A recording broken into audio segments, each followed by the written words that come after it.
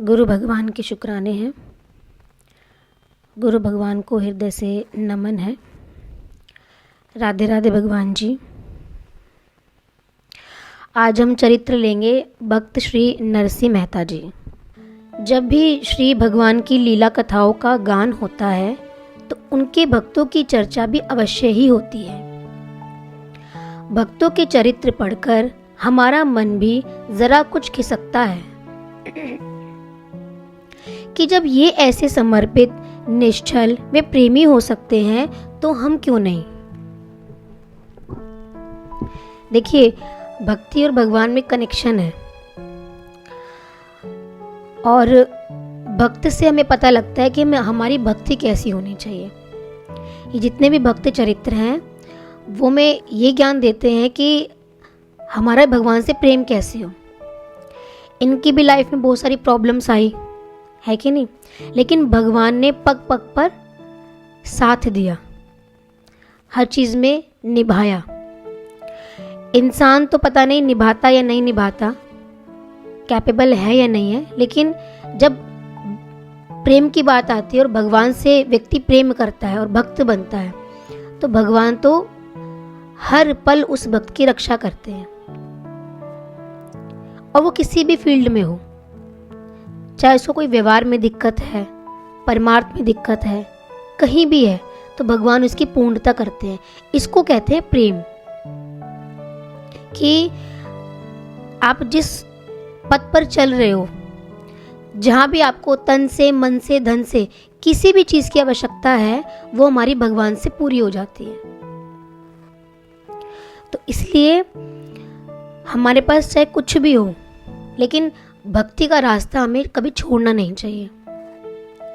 और दूसरी चीज ये कि जब बात प्रेम की आती है तो व्यक्ति कहता है कि भगवान से प्रेम कैसे हो।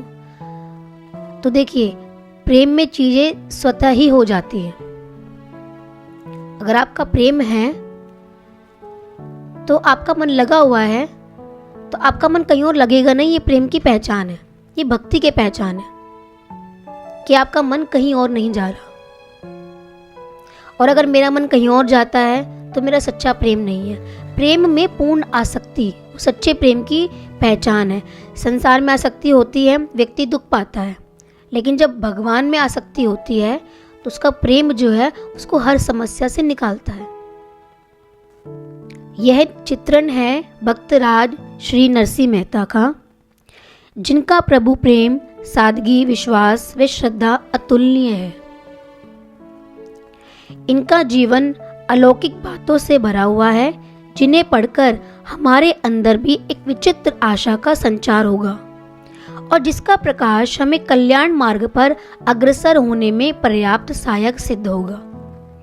नरसिंह मेहता ऐसे भक्त रहे हैं जिनको भगवान ने 52 बार कम से कम साक्षात दर्शन दिए थे। 52 बार। और इनकी पूर्व कथा भी है। एक बार की बात है, आपने नाम सुना होगा, जब भगवान कृष्ण और काल यमन का युद्ध हुआ तो भगवान कृष्ण जो है रण छोड़कर भाग गए थे। इसी उससे उनको रण छोड़ भी कहा जाता है। अब भगवान इसलिए नहीं भागे कि वो डर गए, भगवान इसलिए भागे कि जो काल यमन है उसकी मृत्यु के पीछे भी एक कारण था। भगवान जानते थे कि इसकी मृत्यु कैसे हो सकती है, तो भगवान ने युक्ति लड़ाई। जब भगवान भागे पहाड़ी की तरफ तो वहां पर एक गुफा थी। उस गुफा में एक व्यक्ति सोया हुआ था, मुचुकंद। व्यक्ति नहीं था, राजा थे वो। अब राजा वहां क्यों सोए हुए थे, तो बहुत पूर्व काल की बात है। इंद्र देवता ने, जब राक्षसों ने इंद्र पर हमला किया तो अपनी हेल्प के लिए उन्होंने राजा मुचुकंद से हेल्प ली कि आप हमारे समर्थन में लड़ो, हमारी हेल्प करो।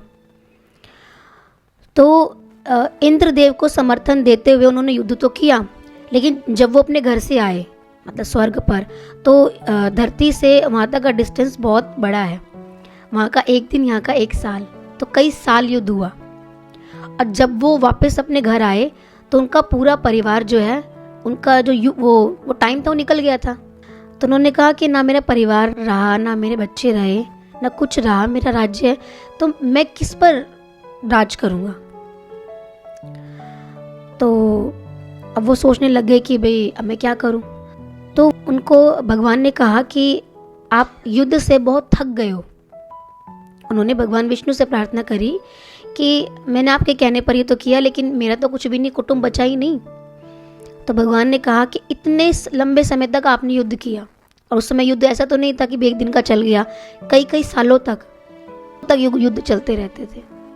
मतलब यहाँ पर युग है और वहाँ पर कुछ डेज भी हो सकते हैं, महीने भी हो सकते हैं। तो हमारी गणना में और वहाँ की गणना में डिफरेंस बहुत है, दैविक गणना में। अब उसका ना मन जो संसार से उचट गया था, मतलब एक तरीके से मुचुकुंद जी को वैराग्य आ गया था। तो भगवान ने कहा कि आप इस गुफा में आराम करो, कि मेरा अब संसार में मन नहीं रहा जब सब कुछ उन्होंने देखा। तो भगवान ने कहा ठीक है, आप यहाँ विश्राम करो। मतलब विश्राम क्या था? एक तरीके की गहरी निद्रा, एक तरीके का गहरा ध्यान, कि जब व्यक्ति का मन किसी चीज में ना लगे, कि बस वो अब अपने में डूबना चाहता है। अब एक तो कोई भगवान की लाइन पे जाना चाहता है ना, तो इसको ध्यान नाम दे दिया। अब उसको क्या था, संसार से एक मोह खत्म हो गया था। तो कहते भगवान मुझे ना आराम चाहिए। भगवान ने कहा ठीक है, तुम इस गुफा में आराम करो, और जब मैं आऊंगा तो तभी तुम जगना, तुम तभी जाग पाओगे। तो लंबे टाइम से जो मुचुकुंद वहां पर आराम कर रहे थे, वो गहरी निद्रा में थे। उस टाइम से अब तक सोए हुए थे, लगा लो। तो उनके शरीर में ऊर्जा तो थी, है ना, लंबे टाइम तक शरीर से कोई क्रियाकलाप नहीं, और अंदर मानसिकता में भी कुछ नहीं। तो उनकी जो एनर्जी थी वो इकट्ठी हो गई थी युगों युगों तक। तो भगवान ने युक्ति करी। जब भगवान ने जो अपना दुपट्टा है ना, वो मुचुकुंद के ऊपर डाल दिया, तो वो डाल दिया कि कालयमन को ये लगे कि यहाँ पर भगवान सो रहे हैं। अब उसको थोड़ा ना पता है कि यहाँ पर कौन सो रहा है। और भगवान छिप कर देखने लगे कि सारी लीला अब क्या चलेगी। तो जैसे ही कालयमन भगवान का पीछा करते हुए आया और उसने देखा, तो उसको लगा कि भगवान सोने का नाटक कर रहे हैं अपनी जान बचाने के लिए। उसको अहंकार तो था ही। तो वो गहरी निद्रा में था, और तो क्या करता है, गुस्से में एक लात मारता है, जगाता है, लात मार मार के जगाता है। अब कोई बहुत टाइम से इस तरीके सोया हुआ हो तो एकदम से तो जाग नहीं जाएगा, और जाग जाएगा तो भी उसको पता नहीं होगा क्या हो रहा है। तो धक्के से उठाया तो सही, तो वो अपने गहरी निद्रा में थे, तो उस आवेश में उठे।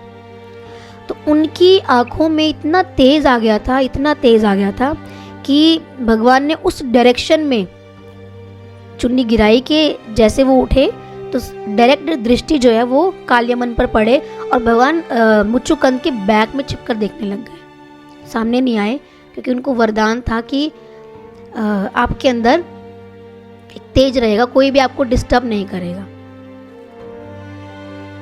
और जो आपको डिस्टर्ब इस नींद से उठाएगा, उसने कहा था भगवान मैं गहरी निद्रा में जाना चाहता हूँ, मुझे कोई डिस्टर्ब ना करे। तो भगवान ने कहा ठीक है, जो तुम्हें इस गहरी निद्रा से उठाएगा वो उसी समय जलकर भस्म हो जाएगा। तो जैसे मुचुकुंद जी उठे, उनकी आंखों में इतना तेज था, आग थी, और जैसे ही वो आग कालयमन तक गई, कालयमन जलकर राख हो गया। तो भगवान ने युक्ति लड़ाई मुचुकुंद को जगाने की, क्योंकि उसका जो पीरियड था सोने का वो पूरा हो गया था, अब उसको उठाना था। दूसरा, कालयमन की मृत्यु होनी थी ऐसे,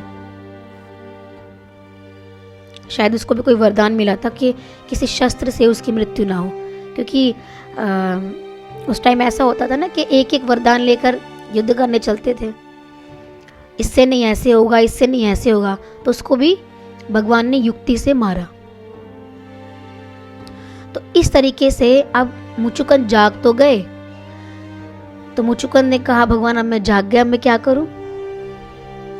तो भगवान ने उसको वरदान दिया कि तुम अगले जन्म में मेरे भक्त बनोगे, नरसिंह मेहता के रूप में मेरे भक्त बनोगे और तुम्हारे द्वारा जन जन में भक्ति का प्रचार होगा। देखिए, भक्त, संत, गुरु भक्ति का प्रचार करने के लिए ही संसार में प्रकट होते हैं। रूप मानव का होता है, प्रकट होते हैं। जब आपके अंदर कोई दैवीय इच्छा होती है कुछ करने के लिए, तो वो व्यक्ति साधारण नहीं होता। वो बस संसार में जन्म लेता है एक दैवीय योग लेकर, बड़ा काम करने के लिए, भगवान की भक्ति का प्रचार प्रसार करने के लिए। और उनकी जो लीला है वो पहले से लिखी हुई होती है कि ये टर्म्स उनके जीवन में आएंगी और वो भगवान की भक्ति को आगे बढ़ाएंगे और लोगों के दिलों में भक्ति को जगाएंगे। तो ऐसे यही थे। तो भगवान ने 52 बार इनको दर्शन दिए थे। इतना प्रेम था इनका भगवान से। अब देखिए, इसमें एक चीज समझ में आती है, भगवान से प्रेम हो तो भगवान भी दर्शन दे देते हैं, लेकिन उसमें क्या चाहिए? उसमें आपको प्रेम चाहिए। मेन इंग्रेडिएंट्स कौन सा है उसमें? आपका प्यार इतना पक्का हो, आपका विश्वास इतना पक्का हो कि भगवान भी प्रकट होने के लिए आतुर हो जाए। इतना प्रेम। अब ये सारी कथाएं हमारे अंदर उस प्रेम को जगाने के लिए है जो हमारे अंदर सो गया। किसके प्रति? भगवान के प्रति। भक्तवर श्री नरसिंह मेहता का जन्म लगभग संवत 1470 में जूनागढ़ के प्रतिष्ठित नगर ब्राह्मण परिवार में हुआ। यह पिता कृष्ण दामोदर दास व माता लक्ष्मी गौरी के कनिष्ठ पुत्र थे। बड़े भाई का नाम था वंशीधर। वंशीधर की उम्र मात्र 22 वर्ष तथा नरसिंह मेहता की 5 वर्ष थी और तभी इनके माता पिता का देहांत हो गया। और उसके बाद नरसिंह का लालन पालन बड़े भाई व दादी जय कुंवरी ने किया।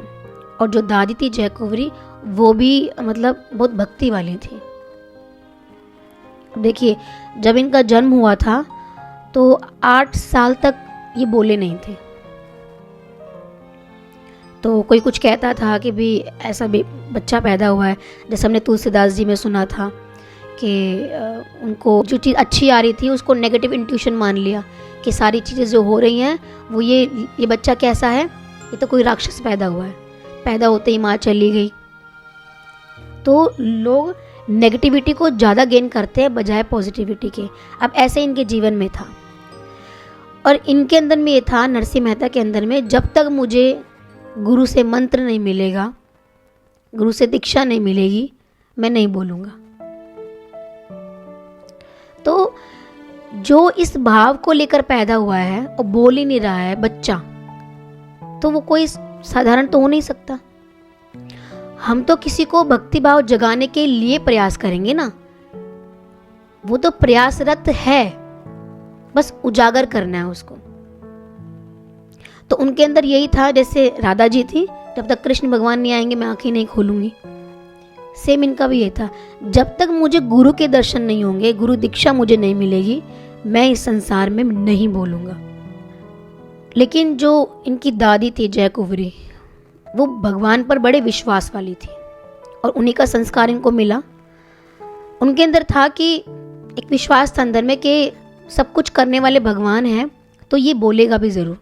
बेशक ये 8 साल के हो गए थे, लेकिन उनके अंदर में विश्वास था कि कुछ भी करके ये ज़रूर बोलेगा, ये गूंगा नहीं है। बचपन से गूंगे होने के कारण नरसिंह की दादी, जो कि अत्यंत श्रद्धालु व साधु महात्माओं के प्रति बहुत आदर व सेवा का भाव रखती, बहुत चिंतित रहती थी। आपने देखा होगा जो बच्चे भक्तिवान होते हैं उनके पीछे कोई ना कोई एक व्यक्ति होता है, या माँ होती है, पिता होते हैं, दादी होती है, जिसका संस्कार उसके जीवन में पड़ता है। और ऐसे ही यही थी। अब देखिए, प्रॉब्लम्स किसके साथ आती है? जो व्यक्ति भगवान के लिए कुछ करता है। एक तो साधु महात्माओं का आदर करती थी, सम्मान करती थी, सेवा करती थी। फिर उनकी लाइफ में ये प्रॉब्लम क्यों थी? क्योंकि भगवान को भी चमत्कार दिखाना था। जब सारे रास्ते हमारे ख़त्म हो जाते हैं और एक रास्ता जब भक्ति का निकलता है, तो भक्ति उजागर होती है। सारी चीज हमारे लिए इजी चल रही हो, इजी हमें सारी चीज मिल रही हो, तो हमारे लिए भक्ति की कोई वैल्यू नहीं होगी। जब आपके लिए लग जाए कि ये चीज मेरे लिए असंभव ही है और फिर आप उसको भगवान पर छोड़ दो और वो भगवान के द्वारा संभव हो जाए, तब कहते हैं ये भक्ति की जीत है। तो भक्ति की महिमा कराने के लिए भगवान भक्त के जीवन में परेशानियां भेजते हैं। देखो, जो चला ही नहीं तो उसको गिरने का क्या पता। व्यक्ति कहता है ना, मैं गिर गया, अब कैसे उठूं कैसे उठूं। जो चला ही नहीं वो गिरेगा कैसे। आपने देखा होगा बच्चे जब चलना सीखते हैं तो बार बार गिरते हैं, लेकिन वो चोट उनके लिए क्या होती है, सिखाने के लिए होती है कि वो खुद उठने का प्रयास करें। सेम वही चीज हमारे लिए होती है। एक तो हम ये प्रयास करें कि हमें चलना ही नहीं है, ठीक है, भगवान का नाम ले ना ले क्या फर्क पड़ता, कोई एफर्ट्स नहीं है अपनी तरफ से। लेकिन एक व्यक्ति के जीवन में सिचुएशन पे सिचुएशन आ रही है, इसका मतलब वो चल रहा है, तभी उसके जीवन में परेशानियां हैं और वो दस्तक दे के जा रही हैं कि अब ये परेशानी आ गई, अब भक्ति का अगला पड़ाव क्या होगा। आखिर जयकुंवरी की श्रद्धा भी पूरी होने का अवसर आ गया। फागुन शुक्ल पंचमी के दिन वे नाती को लेकर हाटकेश्वर महादेव के दर्शन करने गई। लौटते समय उनकी दृष्टि व्याघ्रांबर पर पद्मासन में बैठे एक महात्मा पर गई, जिनके मुख से निरंतर नारायण नारायण शब्द का प्रवाह चल रहा था। प्रवाह कैसे कहते हैं, मतलब कंटिन्यू। उन परम सिद्ध योगी का चेहरा अपूर्व ज्योति से जगमगा रहा था। अब देखिए, जब वो टाइम आ गया कि अब गुरु के मिलने का समय है, तो भगवान कोई ना कोई साधन ऐसा बना देंगे कि वहां मिलना हो जाएगा। तो आपको नहीं लगता कि हर चीज प्री प्लान्ड है? हमारे जीवन में भी प्री प्लान्ड है, लेकिन हमने अपने आप को इतना आगे अड़ा रखा है कि भगवान की करनी को हम देख ही नहीं पाते हैं। सब चीज भगवान के हाथ में है, लेकिन हम ये सोचते हैं हमारे हाथ में है। जिस दिन हमारी ये मैं हट गई, उस दिन ये लगेगा कि सब कुछ भगवान करा रहे और अच्छा ही करवा रहे हैं। जयकुंवरी ने उन्हें बालक के गूंगे होने के विषय में बताया। वह करबद्ध प्रार्थना की कि महाराज आप ऐसी कृपा कीजिए कि इसकी वाणी खुल जाए। दैवी भक्ति से संपन्न वे महात्मा तो जैसे वृद्धा की मनोकामना पूरी करने के लिए ही ईश्वर द्वारा प्रेरित होकर वहां आए थे। जैसे तुलसीदास जी के लिए भेजे थे ना, वो बाबा भेजे थे और उनको रास्ता बताया और वो सुखासन में बैठे और उन्होंने अपने प्राण छोड़ दिए। तो क्या थे, ये प्री प्लान थे। भगवान की तरफ से हमारे लिए जर्नी होती है कि एक रास्ता आगे मिलने वाला है तो भगवान आपको वहीं पहुंचा देंगे। और मैंने एक बात बोली थी ना पीछे सत्संग में, भगवान का रास्ता कभी डायरेक्ट नहीं जाता, कभी नहीं जाता। आपको पता नहीं कितने रास्तों से होकर गुजरना पड़ेगा। हाँ, गुरु हमारे जीवन में होते हैं तो हमारा रास्ता कठिन नहीं होता, लेकिन हमारे जो कर्म है वो बहुत कठिन होते हैं। अब हर कोई व्यक्ति ये सोचता है कि मुझे जन्म मिला है मानव चोला, अब इसकी इम्पोर्टेंस मुझे पता चली है तो मेरा ये जीवन व्यर्थ ना जाए। भक्त के अंदर में लालसा तो रहती है। तो भगवान भी कहते हैं ठीक है, अब इसके जो कर्म है तो कर्मों का खाता भी उसको वैसे काटना पड़ेगा। तो इसलिए उसके जीवन में प्रॉब्लम्स थोड़ी सी एक्स्ट्रा हो जाती है। उन्होंने बालक को अपने पास बिठाकर एक बार ध्यानपूर्वक देखा और कहा, यह बालक तो भगवान का बड़ा भारी भक्त होगा। इतना कहकर उन्होंने अपने कमंडल से जल लेकर मार्जन किया। वे बालक के कान में फूंक देकर कहा, बच्चा कहो राधे कृष्णा राधे कृष्णा। बस महात्मा की कृपा से जन्म का गूंगा बालक राधे कृष्णा कहने लगा। उपस्थित सभी मनुष्यों की जय जयकार के बीच दीनता से भरकर जयकुंवरी ने महात्मा जी को बार बार प्रणाम किया। वे उनसे अपने घर पधार कर अपनी चरण रथ से घर को पवित्र करने की प्रार्थना करी। अब नॉर्मल सी बात है, जिन संत से हमारा जीवन महान बनता है, हमारे जीवन की प्रॉब्लम सुधरती है, तो लगता है कि भी गुरु हमारे घर पे चरण डाले, ये संत हमारे दर पे चरण डाले। संतों का आगमन ही हमारे जीवन में कष्टों का खत्म होना ही है। आजकल तो ये प्रथा भी खत्म हो गई, संत किसके घर में चरण डालते हैं, जल्दी से डालते ही नहीं है, भक्त के घर में।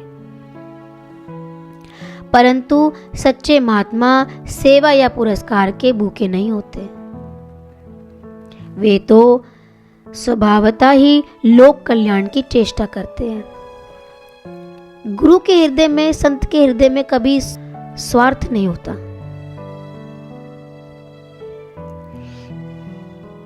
वे तो स्वभावत ही लोक कल्याण की चेष्टा करते रहते हैं। महात्मा जी ने कहा, देवी यह मेरा योग बल नहीं, प्रभु की कृपा है।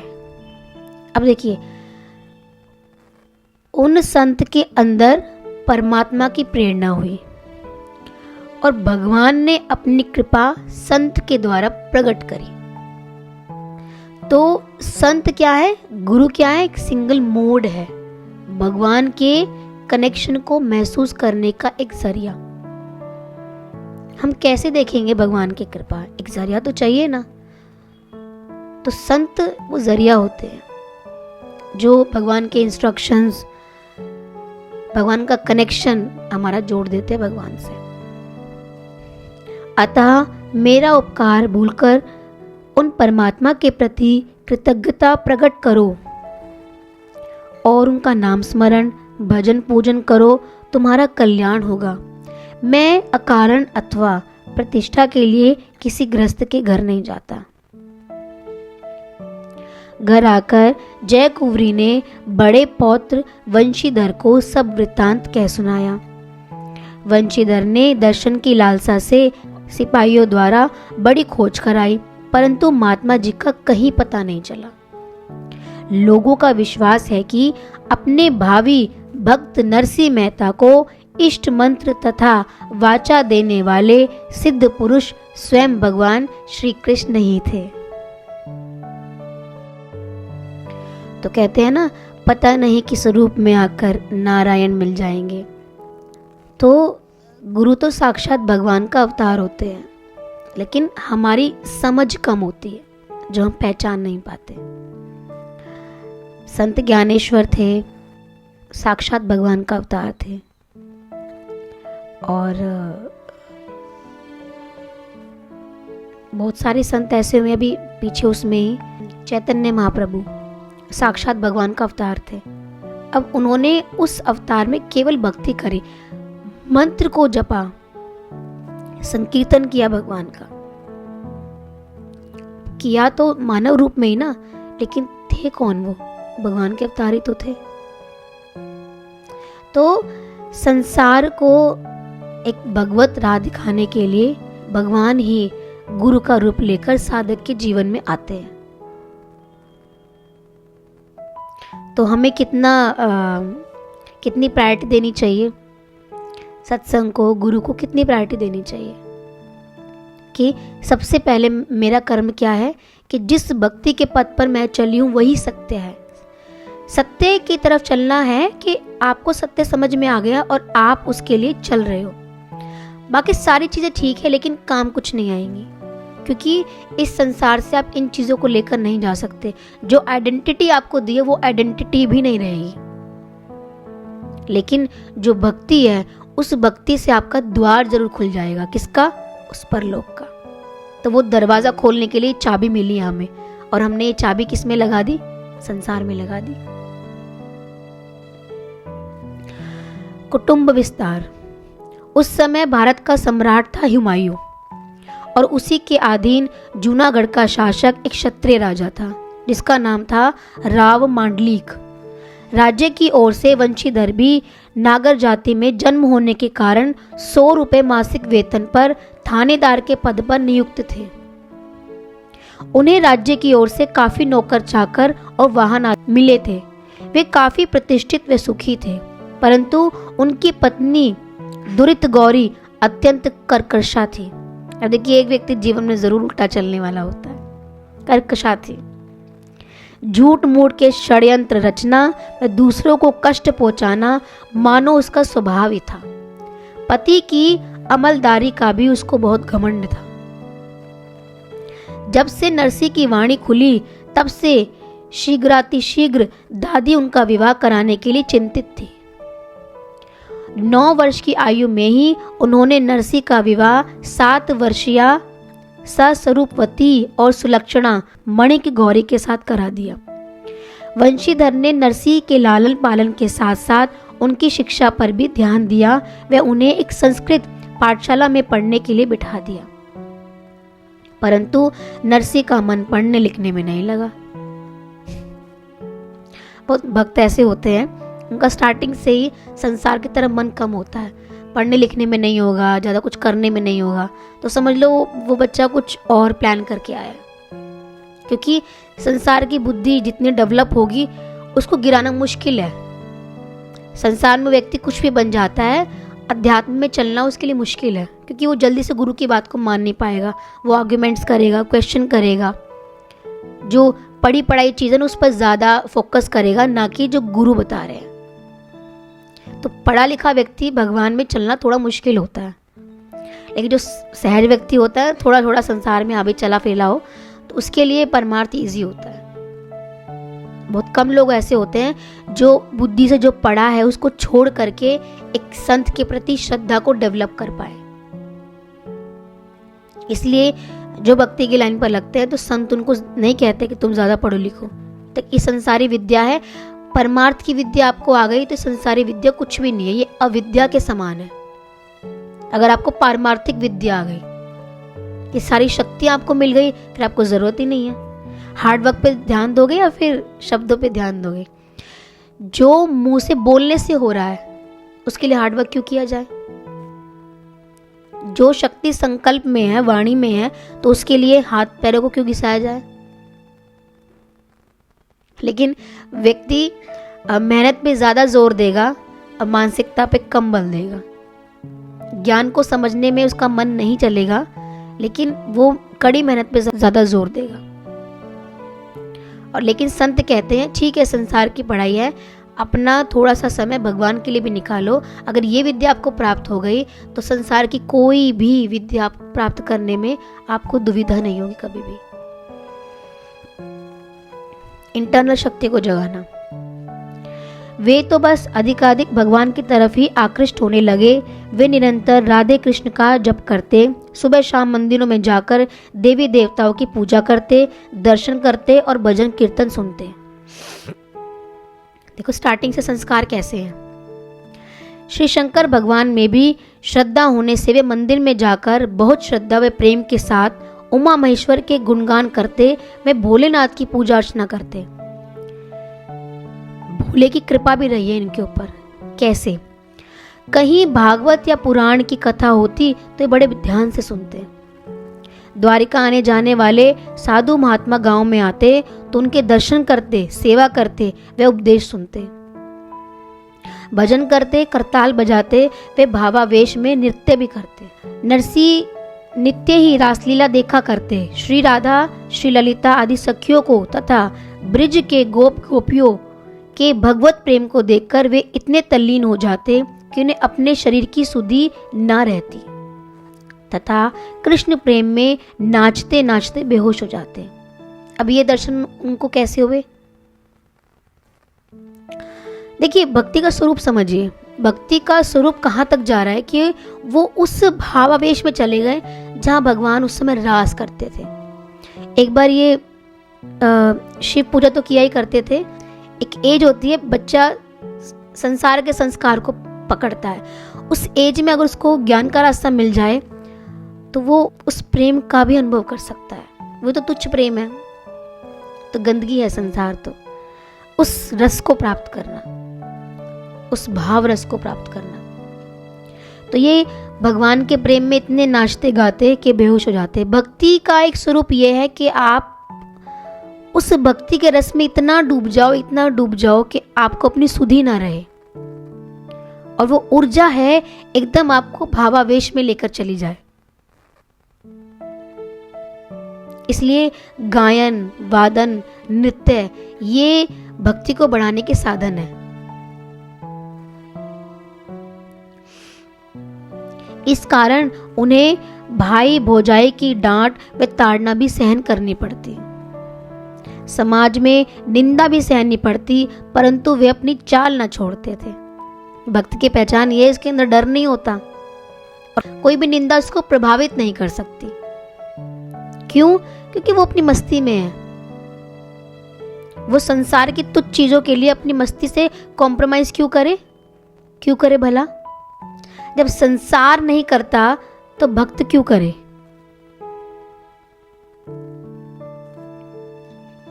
भला जो एक बार अमृत स्वरूप भगवत प्रेम रस का आस्वादन पा गया, उसे कोई उससे दूर हटा सकता है? अगर सही मायने में एक बार मुंह चला गया उसमें, भक्ति रस में, फिर दुनिया की कोई ताकत उसको निकाल नहीं सकती। अगर सच्चे मन से गया है तो डूब गया उसमें, वो रस बढ़ेगा घटेगा कभी नहीं। फिर संसार के सब रस उसके आगे फीके हैं।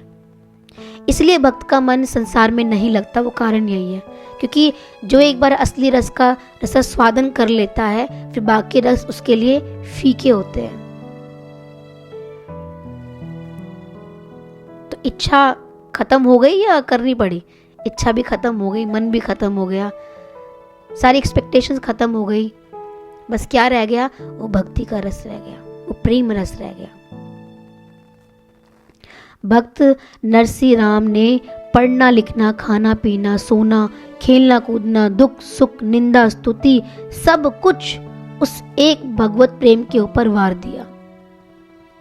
भक्त अपना सब कुछ वार देता है उस प्रेम के लिए, उस प्रेम पर, क्योंकि वो प्रेम उसके प्रत्येक अंग में, रोम रोम में एक रोमांच पैदा करके जाता है, एक खुशी देकर जाता है, एक रस देकर जाता है। तो उसके लिए सारी चीजें फीकी हैं संसार की। और ऐसा ही नरसिंह मेहता के लिए था। इधर घर में भौजाई ने भी भरपूर कोसने तथा पति पत्नी दोनों को कष्ट पहुंचाने में अपनी ओर से कोई कसर नहीं छोड़ी थी। भाई द्वारा सौंपी घोड़ों की सेवा व भौजाई द्वारा सौंपी घर की सेवा को दोनों पति पत्नी शक्ति व मन लगाकर करते व दिन भर भगवत स्मरण करते रहते। 16 वर्ष की आयु में मणिक गौरी को एक पुत्री कुंवरबाई व उसके 2 वर्ष पश्चात एक पुत्र श्यामल दास की प्राप्ति हुई। अब देखिए क्यों करते थे ये? क्योंकि उनके पास धन थोड़ा ना था, और जो धन होता था वो संतों की सेवा में लगा देते थे। परंतु नरसिंह के परिवार की यह वृद्धि भौजाई दुरित गौरी की आंखों में खटकने लगी। वह उनके कर्मों में अकारण ही दोष निकालने लगी व झूठी बातों से अपने पति के कान भरने लगी। वंशीधर भी पत्नी की बातों में आकर छोटे भाई को कुछ भला बुरा कह देते, वह घर में कलह का वातावरण रहता। देख रहे हैं, भक्त के घर में कलह रहता, तभी भक्ति की पहचान है। हम कहें ना भाई इतना सत्संग में जाती है, भगवान का नाम लेती है, यहाँ इतना कलह क्यों है? कलह बता रहा है कि भक्ति भी है, और कलह वाले को भक्ति नहीं सुहा रही। 85 वर्षीय वृद्धा जय कुंवरी यह सब देखकर बहुत दुखी रहती। वे चाहती कि कुंवरबाई का विवाह उनके सामने ही हो जाए। जब उन्होंने वंशीधर के सामने अपनी अभिलाषा रखी तो उन्होंने एक कुलीन व सुयोग्य वर की खोज करने के लिए कुल के पुरोहित को भेज दिया।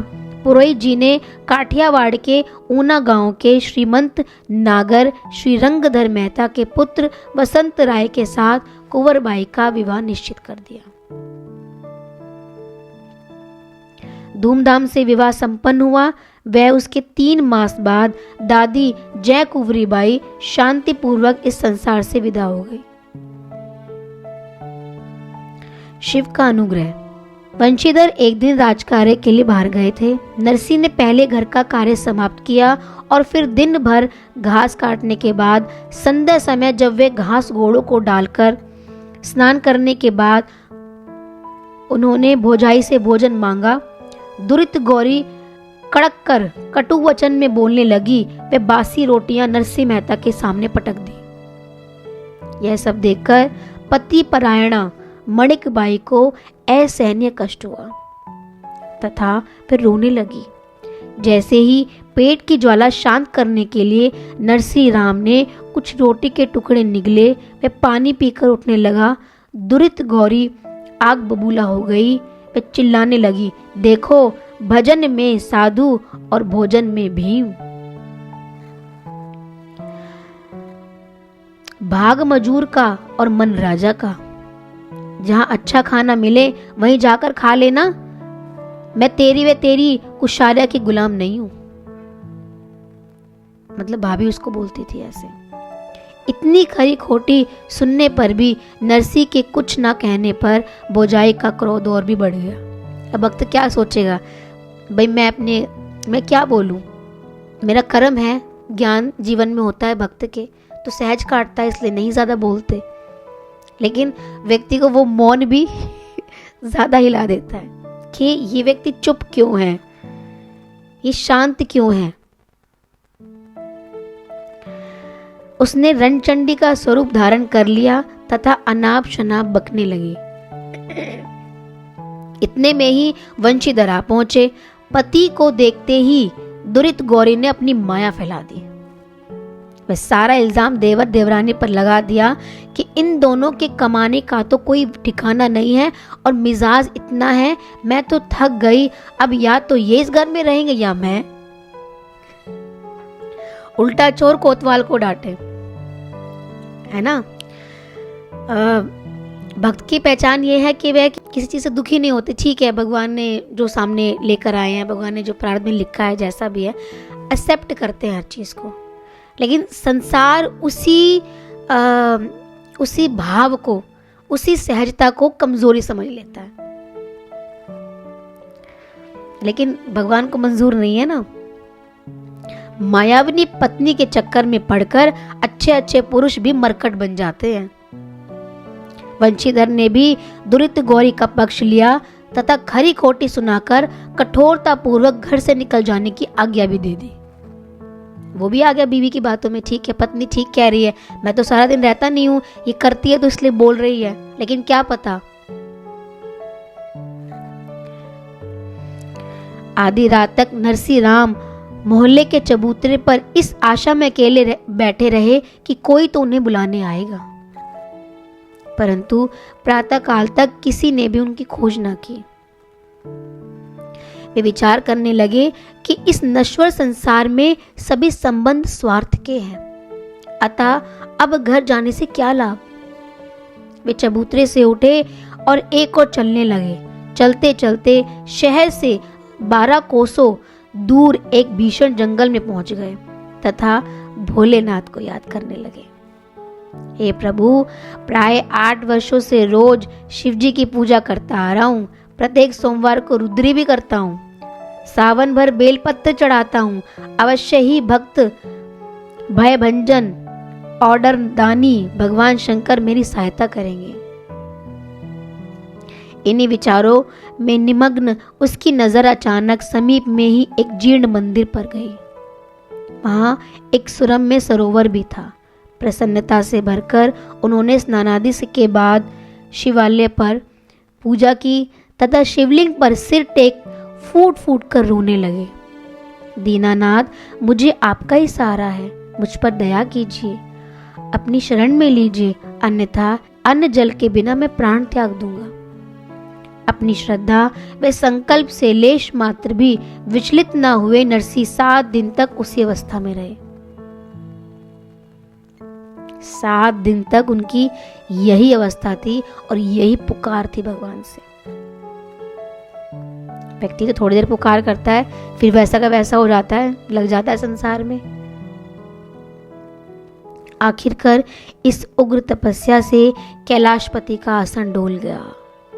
वे 7वें दिन आधी रात के बाद भगवान भोलेनाथ भक्त के सामने साक्षात प्रकट हो गए।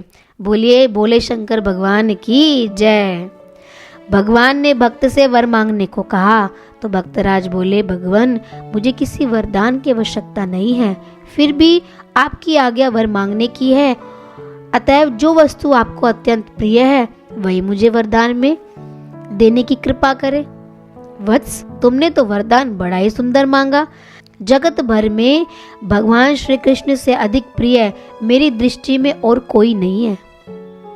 यदि तुम चाहो तो मैं तुम्हें भगवान कृष्ण के दर्शन करा दूंगा। भगवान सदाशिव ने उत्तर दिया, भगवान, यही तो इस आसार संसार में सारभूत और दुर्लभ है। अब युक्ति से मांग लिया। फिर जो आपको प्रियाति प्रिय है उन्हें अप्रिय कहने की घृष्टता कौन कर सकता है? नरसिंह राम ने निवेदन किया। नरसिंह राम की ऐसी निष्ठा देखकर शंकर जी को बड़ी प्रसन्नता हुई। उन्होंने भक्तराज को दिव्य देह प्रदान कर उन्हें साथ ले दिव्य द्वारिका के लिए तुरंत प्रस्थान किया। भगवान के धाम को ले गए। रास दर्शन। भगवान शंकर वृष पर सवार होकर भक्तराज नरसिंह मेहता के साथ भगवान श्री कृष्ण के परम धाम द्वारिका पहुंच गए। उस दिव्यपुरी की, जहां की भूमि सोने की, छत रत्नों की, व स्तंभ विद्रुम मणि की थी, अलौकिक शोभा देखते ही बनती थी। वहां ऐसा दिव्य प्रकाश फैला रहता जहां से सूर्य और चंद्र को ज्योति प्राप्त होती है। ऐसे परम धाम की दिव्य शोभा को देखते हुए भगवान शंकर द्वारिकाधीश के राजमहल में पहुंचे। उस समय वहां भगवान की धर्म सभा बैठी हुई थी। राज राजेश्वर देवकी नंदन श्री कृष्ण राज सिंहासन पर विराजमान थे। उनकी सभा के सभासद परम भागवत, उग्रसेन, बलराम, अक्रूर, उद्धव, विदुर, अर्जुन आदि यथास्थान बैठे थे। इनको सबको भगवान का स्थान मिला हुआ था, मतलब भगवान के पास का। भगवान की 16,108 पटरानियां भी विद्यमान थी। सभी ने उठकर शंकर जी का स्वागत किया तथा स्वयं श्री भगवान भी आसन छोड़कर स्वागत के लिए दौड़ पड़े। तब उन्होंने सदाशिव की विधिवत पूजा करके आगमन का कारण पूछा तो उन्होंने सारा वृत्तांत कह सुनाया। शंकर जी बोले, प्रभो, इस भक्त ने मुझे अति प्रसन्न किया है और इसलिए मैं इस वैष्णव भक्त को आपके पुनीत चरण कमलों में समर्पित करने लाया हूँ। आप भक्तवत्सल हैं, इस भक्त को स्वीकार कीजिए। इतना सुनते ही भगवान श्री कृष्ण ने प्रसन्नता पूर्वक भक्तराज नरसिंह राम के सिर पर हाथ रखकर उन्हें स्वीकार कर लिया और भगवान शंकर वहां से विदा हो गए। भक्तराज ने अपने अश्रुओं से भगवान के चरण पखारे। भगवान बोले, वत्स, जो मनुष्य मुझे अपना स्वामी समझता है मैं उसका दास बन जाता हूँ। आपने कभी किसी से प्रेम किया हो? कभी वो आपका दास बना है? कोई रिश्ता दास बना है कि मैं तुम्हारा दास? भगवान जिनकी सृष्टि है वो कहते हैं जिसने मेरी भक्ति को समझा है मैं उसका दास हूं। और क्या चाहिए? तुम्हारी नैष्ठिक भक्ति देखकर आज मैं अति प्रसन्न हूं। और यह कहकर भगवान ने उन्हें अपनी सेवा में ले लिया। शरद पूर्णिमा के दिन जब रास हुआ तो भक्तराज ने भी गोपी वेश में अपना राग छेड़ दिया और भगवत गान में तल्लीन हो गए। राग के द्वारा उनको सिद्ध था। जब भी वो राग के द्वारा गाते थे तो मतलब भगवान को इतना प्रिय था वो कि भगवान प्रकट हो जाते थे, या भगवान अपनी कोई भी कि भगवान को अच्छा लगा तो कुछ ना कुछ एक चीज़ वो जरूर छोड़ते थे। जैसे माला गिरा देते थे तो पहचान थी कि भगवान प्रसन्न हो गए इस राग से। तो सिद्ध था नरसिंह मेहता को। श्री भगवान ने पुरस्कार में नरसिंह मेहता को अपना पीताम्बर उड़ा दिया। भगवान ने नरसिंह के हाथों में एक दीपक देकर उन्हें रासमंडल के मध्य खड़ा कर दिया। अकस्मात दीपक की जलती हुई शिखा उनके हाथ के वस्त्र में लग गई तथा हाथ जलने लगा। जलते जलते उनका हाथ मशाल बन गया, परंतु उन्हें तनिक भी सुधि न रही। मन का संबंध प्रभु के साथ ऐसा जुड़ा है कि अपने शरीर के साथ उसका संबंध ही न रहे। मन का संबंध भगवान के साथ ऐसा जुड़े कि शरीर का संबंध मन का छूट जाए। मतलब एक डिटैचमेंट भी भक्ति से हो सकती है। अंत में रासलीला समाप्त होने पर स्वयं भगवान की दृष्टि उन पर पड़ी। तुरंत उन्होंने आगे बढ़कर हाथ की आग को बुझा दिया व नरसी की सारी पीड़ा दूर कर दी। भक्तराज की इस तन्मयता को देखकर सभी रानियां भी आश्चर्यजनक रह गई तथा माता रुक्मणी ने तो अपने गले का हार ही उतारकर भक्तराज को पहना दिया। भगवान ने भी भक्तराज की भूरी भूरी प्रशंसा की और भक्तराज को मेरे समान जानो ऐसा कहकर उन्हें अत्यंत सम्मान दिया। इस प्रकार आनंदोत्सव, भगवत दर्शन व भगवत सेवा में 1 मास बीत गया। 1 महीना इसमें ही चला गया। एक दिन भगवान की चरण सेवा करते करते भक्तराज ने सोचा कि ये सौभाग्यशाली सेवा मुझे अपनी भौजाई की कृपा से प्राप्त हुई है। देखिए, जंगल में भी मंगल। अतएव मुझे उनका उपकार मानना चाहिए। वे इसी विचार में डूबे थे कि भगवान की आवाज सुनाई दी। उन्होंने कहा, वत्स, मैं तुम्हारी सेवा और भक्ति से अत्यंत प्रसन्न हूँ। कहो, तुम क्या चाहते हो? नरसी बोले, प्रभु, आपके चरणों सरीखी चिंतामणि मिल गई तो क्या फिर कोई अन्य मांगो सरीखे साधारण धन की अपेक्षा करने की मूर्खता करेगा? प्रभु, मुझे तो आप सदा अपने चरणों की सेवा में ही रखें। प्रभु ने कहा, तुम्हारी निष्ठा धन्य है, परंतु जगत में प्रत्येक गृहस्थ के ऊपर 3 ऋण होते हैं। देखिए, ध्यान से सुनिएगा। प्रत्येक गृहस्थ के ऊपर 3 ऋण होते हैं। पहला स्त्री पुत्रादि, और दूसरा पितरों का, और तीसरा देवों का। जब तक वो 3 ऋण नहीं उतार देता, वो मुक्त नहीं हो सकता। अतः तुम मेरी आज्ञा से मृत्युलोक में जाकर इन 3 ऋणों से मुक्त हो जाओ। जैसे मैंने बताया था ना, भगवान ने कहा तुम्हारा जो पिछला कर्म है, उस कर्म को जब तक वो पूरा नहीं होगा, आप एक नहीं हो सकते भगवान से। गुरु उस कर्म को, उस ऋण को उतारने की युक्ति बता देते हैं कि सहज गृहस्थी इस ऋण से मुक्त हो जाए और फिर भगवान में लीन हो सके। नरसी अत्यंत दुखी होकर बोले, प्रभु, आपकी चरण धूलि मिलने के पश्चात अब ऋण कैसा? नाथ, मुझे संसार में ना फंसाइए।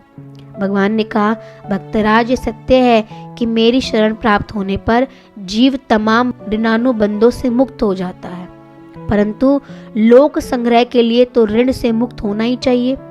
तो तुम जाओ, सब काम मेरी पूजा मानकर करो। अब देखिए, गृहस्थी के लिए क्या इंडिकेशंस हैं, क्या इंस्ट्रक्शंस हैं। गृहस्थी के लिए हर कर्म पूजा होनी चाहिए अगर उसको अपना ऋण उतारना है। दूसरा, श्री विग्रह की सेवा करो और यह करताल भी ले लो। भजन करना चाहिए, गुरु की पूजा करनी चाहिए। इसके द्वारा तुम जब भी मेरा कीर्तन करोगे, मैं तुम्हारे पास उपस्थित हो जाऊंगा।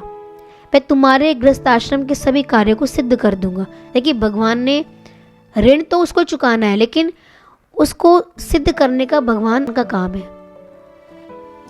जब कोई भी कर्म एक भक्ति भाव से करते हैं, भगवान का मानकर करते हैं, तो वो सिद्ध होता है, और सिद्ध करने की जिम्मेदारी भगवान की है।